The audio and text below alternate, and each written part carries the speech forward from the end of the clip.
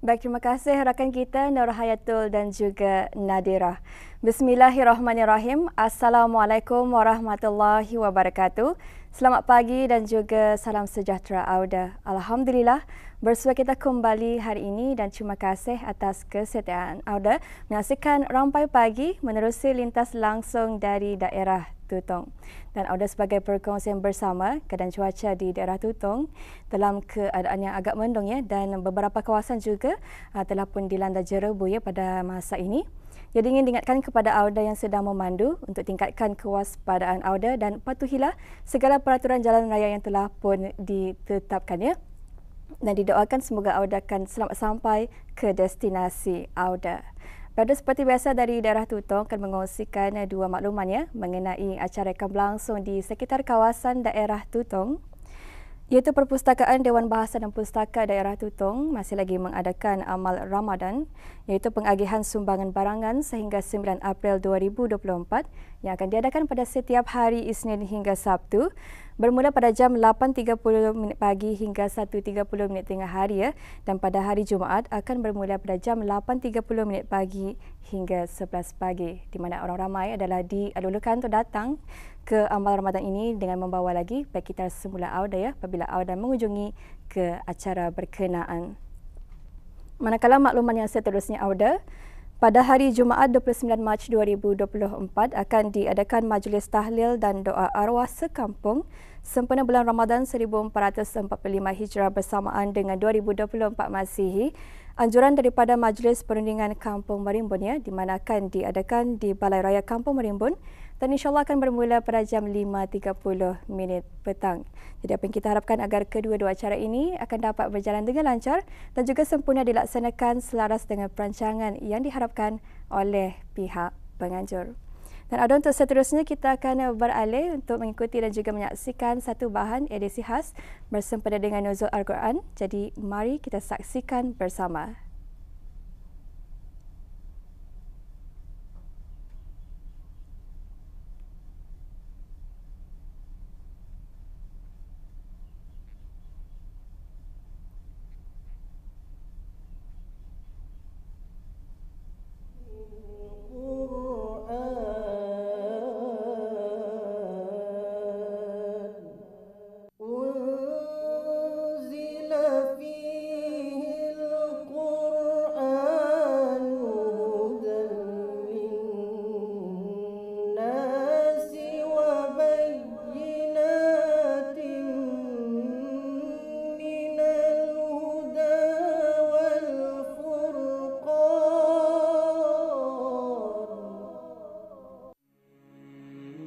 Allah Subhanahu wa Ta'ala berfirman yang bermaksud, masa yang diwajibkan kamu berpuasa itu ialah pada bulan Ramadan yang diturunkan padanya Al-Quran sebagai petunjuk kepada manusia dan sebagai keterangan-keterangan yang menjelaskan petunjuk itu dan menjelaskan perbezaan antara yang benar dengan yang salah.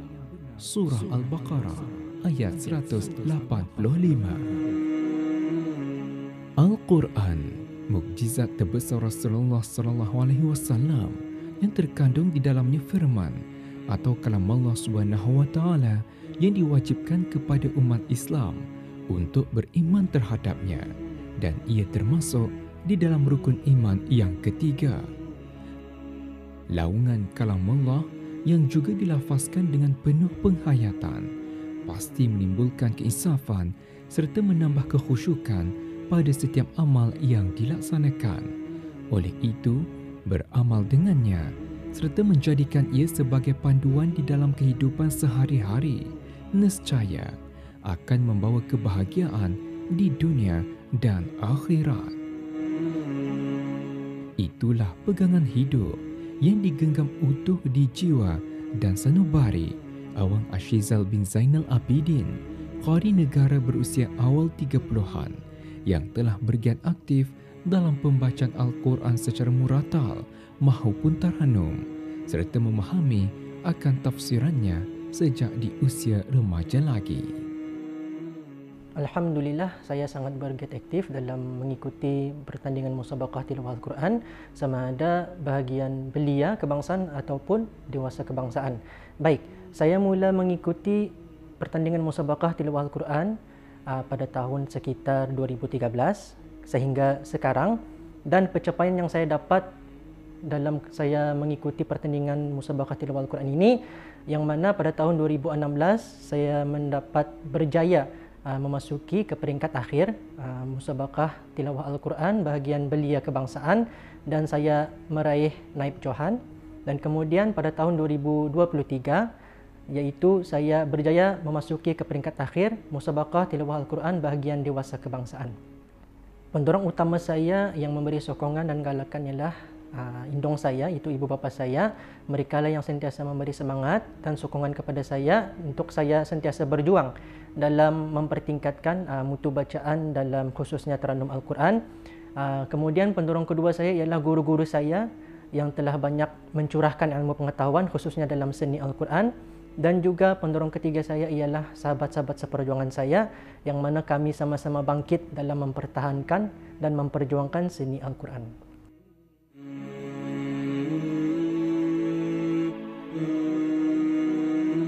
Skim tilawah Al-Quran remaja, di sinilah permulaan langkah beliau melakar perjalanan sebagai seorang qari yang dipotret bermula tahun 2010. Seiring perjalanan di dalam bidang pembacaan Al-Quran pada tahun 2021, beliau telah dilantik dan ditugaskan untuk menjadi seorang tenaga pengajar di Pusat Pembelajaran Skim Tilawah Al-Quran Remaja di Sekolah Ugama Pangeran Anak Puteri Nur Ain Tutong. Berdasarkan kepada kemahiran dan pengalaman beliau, amanah dan tanggungjawab dipikul dalam mencurahkan ilmu pembacaan Al-Quran bagi untuk membentuk kepribadian pelajar dalam pembacaan secara bertaranum yang juga merupakan generasi-generasi pelapis bangsa yang berkepribadian luhur yang berkemampuan melafazkan bacaan ayat-ayat suci Al-Quran secara bertaranum. Untuk istiqamah dalam membaca Al-Quran, yang pertama kita ni mesti meluruskan niat. Okey, semada kita ni membaca Al-Quran tersebut, niat kita ni untuk apa? Untuk Allah kah ataupun sebaliknya? Kemudian yang kedua ialah macam mana kita ni membaca Al-Quran tersebut sehari-hari, kita ni amalkan dalam sehari-hari, dan macam mana kita ni akan mendampingkan kita ni dalam Al-Quran. Macam contoh, sekiranya ada pertandingan ataupun majlis yang berkaitan dengan Al-Quran, sama ada pertandingan Quran murattal kah, tarannum kah dan sebagainya, kita ni perlu menghadirkan diri kita ni untuk kita ni mendengar dan kita ni hayati bacaan Al-Quran tersebut. Harapan saya agar generasi-generasi akan datang supaya sentiasa melazimkan pembacaan Al-Quran dan juga sentiasa mendampingkan diri dalam pembacaan Al-Quran. Dan juga bukan sahaja generasi akan datang ini membaca Al-Quran dengan baik, dengan lancar, malah mereka juga perlu memahami isi kandungan Al-Quran, yang mana kita ni tahu bahawasanya Al-Quran ini adalah mempunyai ganjaran yang amat besar.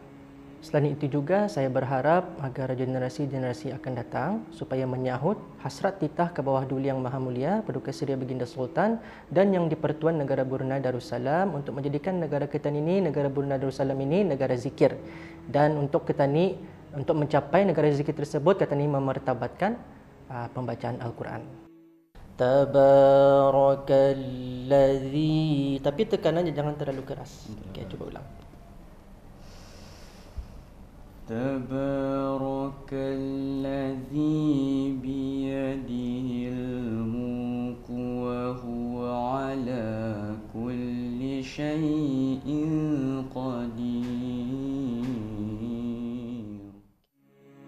Beliau ini terus berkongsi setiap alunan merdu ayat-ayat suci Al-Quran itu bukan sekadar sebagai alunan di bibir-bibir sahaja, malahan menghayati akan maksud di sebalik setiap ayat-ayat Allah itu pasti memberi kesedaran, keinsafan serta mengukuhkan lagi keimanan selaku hamba Allah.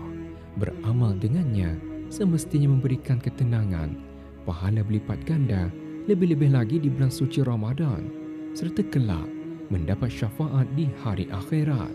Berdampinglah bersama Al-Quran, hayatilah setiap baik-baik kalam Allah itu agar ia menjadi pedoman dan panduan dalam hidup yang terarah lagi berkah dan bahagia. Salam Nuzul Al-Quran 1445 Hijriah. Al-Quran Pedomanku.